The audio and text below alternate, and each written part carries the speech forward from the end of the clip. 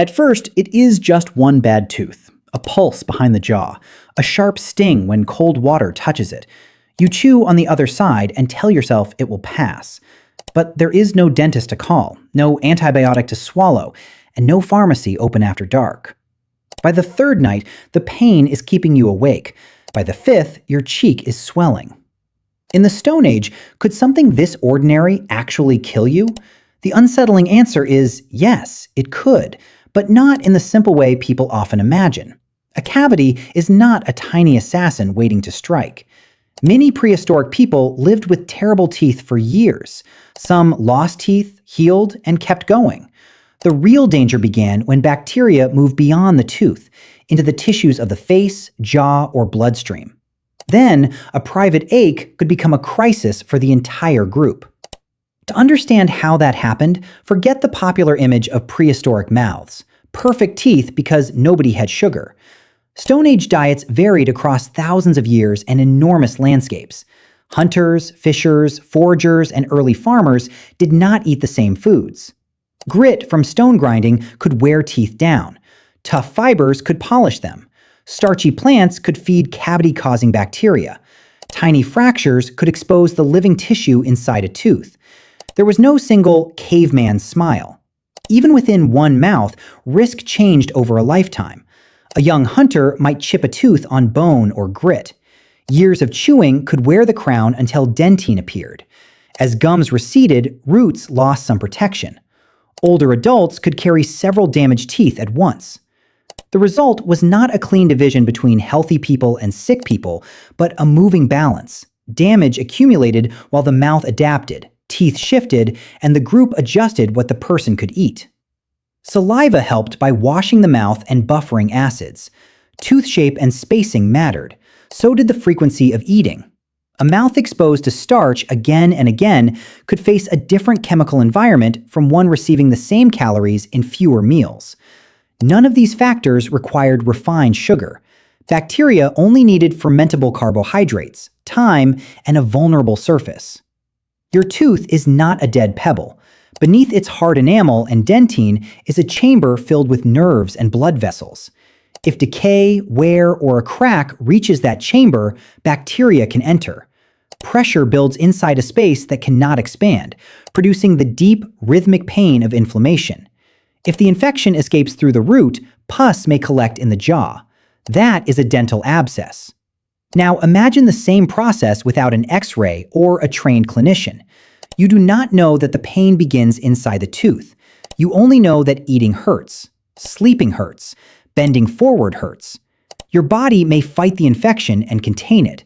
An abscess may drain through the gum. The tooth may eventually loosen or fall out. If that happens, the danger can decrease.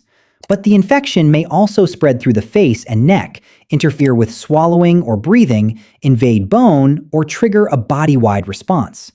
Modern medicine calls that sepsis.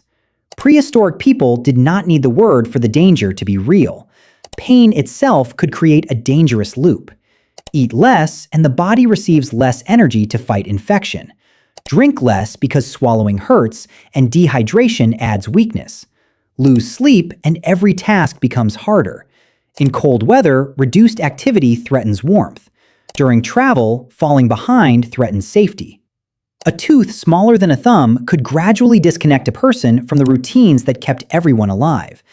That still does not mean every damaged tooth was a death sentence.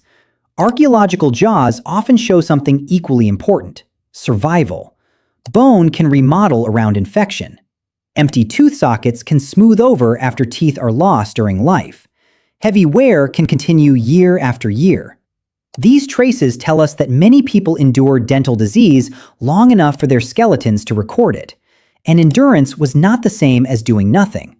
Around 7,500 to 9,000 years ago at Mehrgarh, in what is now Pakistan, people drilled into human molars.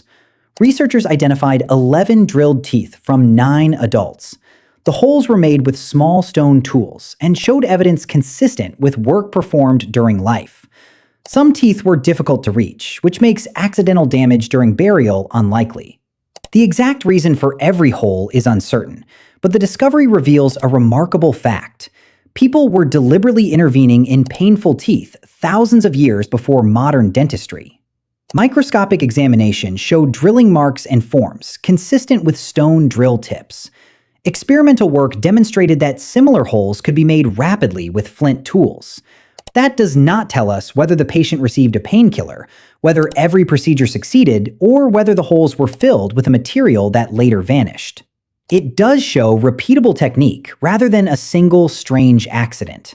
Picture the procedure: no electric motor, no adjustable chair. A person holds still while another rotates a tiny stone tip, perhaps using a bow-driven drill similar to tools used for beads. The vibration travels through the jaw. The sound is inside the skull.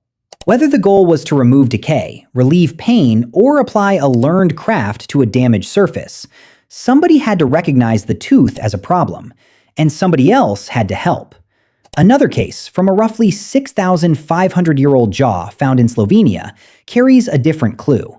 Beeswax was placed against a cracked canine where dentine was exposed.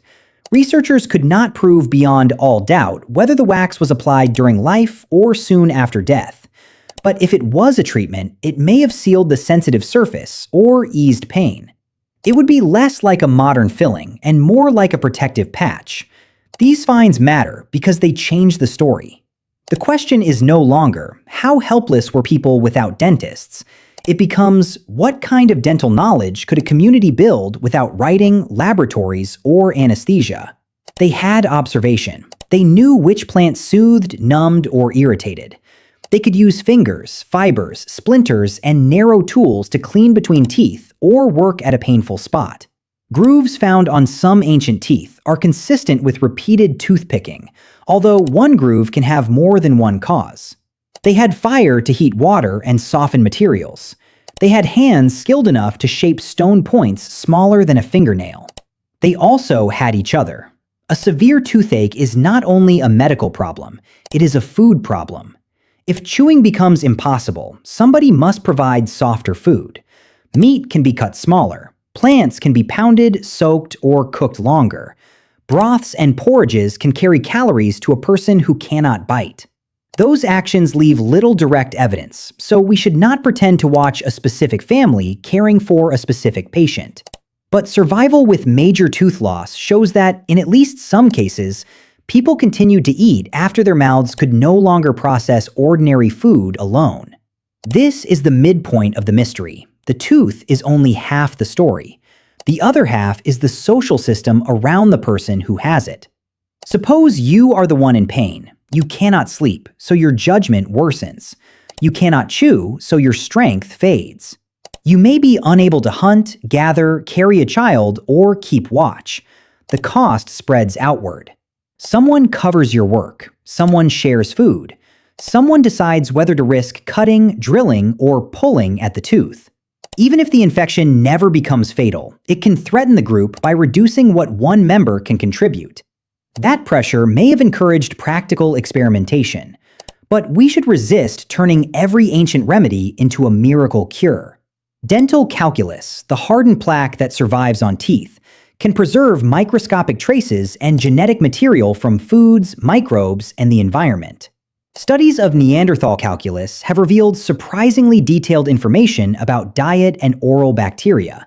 Some plant traces have been interpreted as possible medicinal use. Possible is the important word. A plant in the mouth might be food, flavoring, fuel contamination, or medicine. Archaeology can narrow the possibilities. It cannot hear the patient explain why they chewed it. The hardest cases would have been infections that did not drain. Swelling could distort the face. Fever could weaken the body. A deep neck infection could make each breath harder than the last. Without antibiotics, survival depended on where the infection traveled, how strongly the immune system responded, whether the tooth or pus found a path out, and whether the person could keep drinking and eating. Even tooth removal was complicated. A loose tooth might be pulled or worked free, eliminating the source. But roots can break, bleeding can continue, dirty tools can introduce new bacteria. A treatment could help, fail, or make things worse. Prehistoric skill was real, but it did not erase risk. There is another twist. The transition toward farming changed many mouths.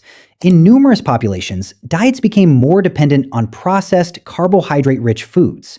That did not happen everywhere in the same way, and agriculture was not a single overnight event. Still, softer starches could cling to teeth and support acid-producing bacteria. At the same time, grinding grain could add abrasive particles that wore enamel. Food systems that supported larger communities could also create new dental burdens. Larger, more settled communities may also have changed the ecology of infection. More people living close together meant more shared microbes, while stored foods made eating patterns more regular. Yet variation remains the rule. Some farming groups developed high rates of cavities, others did not. Sex, age, local crops, food preparation, and access to different foods all shaped the result. Agriculture ruined everyone's teeth is catchy, but the evidence tells a more interesting regional story. So, could a toothache kill you in the Stone Age? The pain itself would not. The infection behind it sometimes could. Yet the most honest answer is about probability, not certainty. One person might recover when the abscess drained. Another might live for years with damaged teeth. Another might die from a spreading infection that leaves no unmistakable signature on the skeleton. We cannot calculate one universal risk for all prehistoric humans. What we can see is a pattern of ingenuity under pressure. Drilled molars at Mehrgarh, a beeswax-covered crack in Slovenia, worn teeth, healed sockets, and jaws reshaped by disease. None of these proves a modern profession called dentistry. Together, they show that tooth pain was noticed, endured, and sometimes treated. And that leads to the real answer. In the Stone Age, a bad tooth was never only your problem. Your best defense was not a magical herb or a fearless tolerance for pain. It was a chain of small advantages. A body able to contain infection, a way for pressure to drain, skilled hands willing to intervene, softer food prepared by someone else, and a group that kept you alive while you could not fully care for yourself. The terrifying part is that an ordinary tooth could open a path to death. The surprising part is that thousands of years before a dental clinic existed, humans were already trying to close it.